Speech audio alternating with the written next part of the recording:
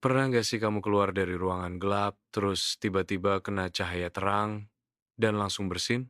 Fenomena ini punya nama keren. Photic sneeze reflex atau reflex bersin karena cahaya. Sekitar 1 dari 4 orang di dunia mengalaminya. Jadi kalau kamu sering begitu, kamu nggak sendirian. Tapi kenapa bisa terjadi? Penjelasannya ada di saraf otak kita.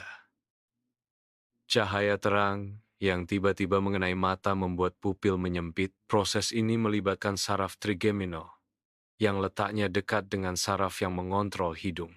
Kadang sinyal dari cahaya nyasar ke saraf hidung, dan otak salah mengira ada sesuatu yang harus dikeluarkan. Hasilnya bersin. Lucunya, sampai sekarang para ilmuwan masih belum tahu persis kenapa sebagian orang punya refleks ini, dan sebagian lagi tidak. Ada yang bilang karena faktor genetik. Jadi, kalau kamu sering bersin pas lihat cahaya terang, jangan khawatir. Itu bukan alergi, bukan sakit, tapi keunikan tubuhmu sendiri.